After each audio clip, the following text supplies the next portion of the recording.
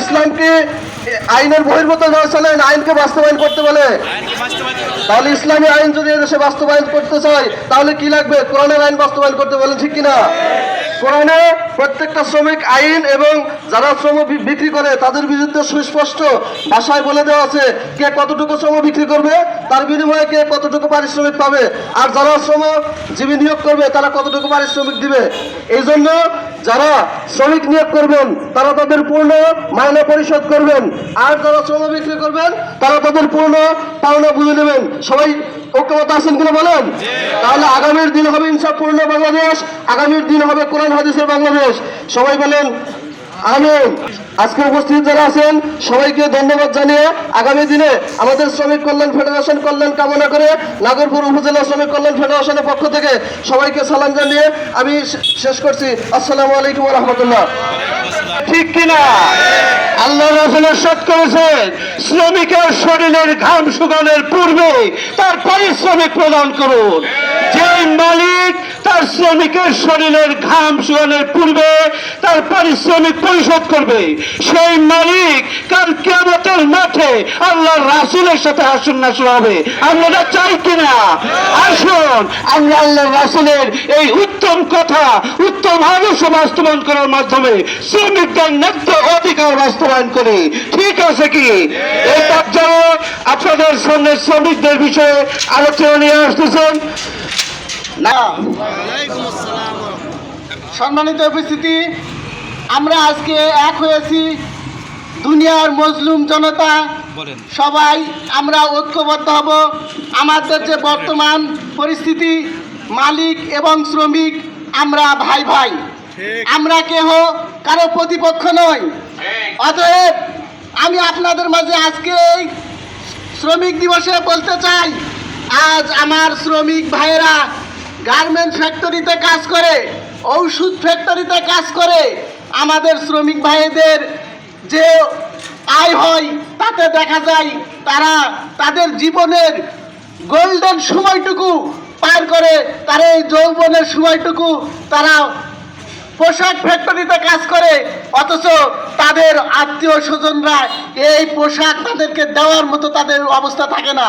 অতএব আমি বলতে চাচ্ছি, আমরা শ্রমিকদের অবশ্যই তাদের প্রাপ্যটুকু বুঝিয়ে দিব।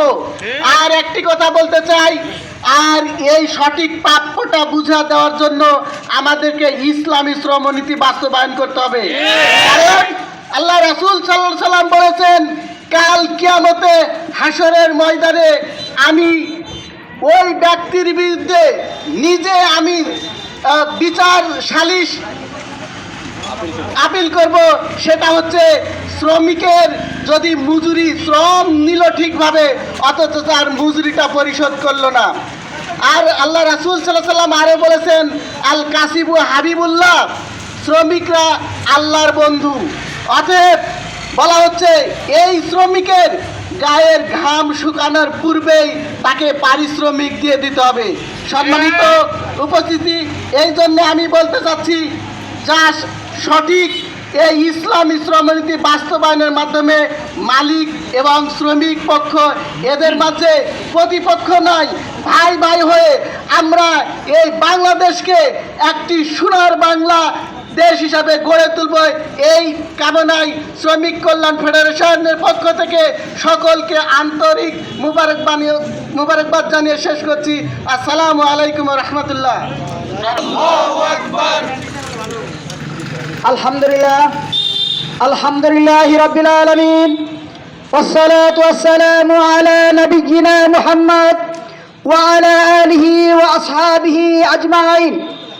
সম্মানিত, আজকে শ্রমিক কল্যাণ ফেডারেশনের উদ্যোগে এই র্যালির আহ্বায়ক এবং শ্রমিক কল্যাণ ফেডারেশনের সম্মানিত সভাপতি হযরত মাওলানা মোহাম্মদ হাবিবুর রহমান সাহেব, সেই সাথে আমাদের মাঝে উপস্থিত রয়েছেন শ্রমিক কল্যাণের সহসভাপতি জনাব মোহাম্মদ আব্দুর রশিদ হারুন এবং শ্রমিক কল্যাণ ফেডারেশনের সেক্রেটারি জনাব মোহাম্মদ কাদের মিয়া, এবং আরও রয়েছেন মামুননগর ইউনিয়ন শ্রমিক কল্যাণ ফেডারেশনের সভাপতি জনাব মীর মোশাররফ হোসেন, সেই সাথে বিভিন্ন ইউনিয়ন থেকে আগত শ্রমিক কল্যাণের নেতৃবৃন্দ, সেই সাথে আমাদের মাঝে রয়েছেন বিভিন্ন সাংবাদিক, প্রশাসনিক ভাইয়েরা, সকলকে আজকের এই শ্রমিক কল্যাণ ফেডারেশনের পক্ষ থেকে ধন্যবাদ জানাচ্ছি আজকের এই র্যালি সুন্দরভাবে সফল করার জন্য।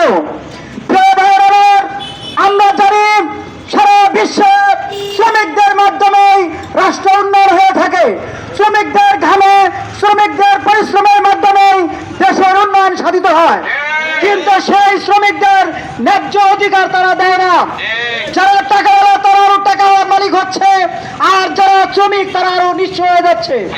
তাই আল্লাহ রাসূল বলেছেন, শ্রমিকদের গায়ের ঘাম শুকানোর পূর্বেই শ্রমিকদের বিনিময় তাদের মজুরি দিয়ে দিতে হবে। বাংলাদেশ জামাত ইসলাম শ্রমিক কল্যাণ ফেডারেশনের মাধ্যমে শ্রমিকদের ঐক্যবদ্ধভাবে একত্র করে তাদেরকে শ্রমিকদের অধিকার আদায়ের জন্য আন্দোলন করে যাচ্ছে। আমরা সেই আন্দোলনকে আরো বেগবান করে বাংলাদেশে ইসলামী হুকুমত কায়েম করে শ্রমিকদের ন্যায্য অধিকার আদায় করতে চাই। আসুন প্রিয় ভাইয়েরা আমার, রৌদ্রের মধ্যে অনেকক্ষণ যাবৎ আপনারা র্যালি করেছেন, আর সময় নয়, আমাদের শপথ নিতে হবে শ্রমিক ভাইদের অধিকার আদায়ের মাধ্যমে বাংলাদেশে ইসলামী হুকুমত কায়েম করে বাংলাদেশে একটি ন্যায় ইনসাফ ভিত্তিক রাষ্ট্র প্রতিষ্ঠা করে জামাত ইসলামের সৎযোগ্য লোকদেরকে নেতৃত্ব স্থানে অর্থাৎ সংসদে পাঠিয়ে ইসলামী হুকুমত বাস্তবায়ন করার জন্য আমরা আজকে শপথ নিয়ে এখান থেকে বিদায় নিব ইনশাআল্লাহ। আল্লাহ আমাদের সকলকে তৌফিক দান করুক, সকলকে দীর্ঘ সময় দেওয়ার জন্য বাংলাদেশ জামাত ইসলাম এবং শ্রমিক কল্যাণ ফেডারেশনের পক্ষ থেকে ধন্যবাদ জানাচ্ছি। আজকের ধন্যবাদের মাধ্যমেই আপনাদের আজকের এই র্যালি এবং এই সমাবেশ সমাপ্ত ঘোষণা করছি। আল্লাহ আমাদের সকলকে তৌফিক দান করুক, আমিন। আসসালামু আলাইকুম।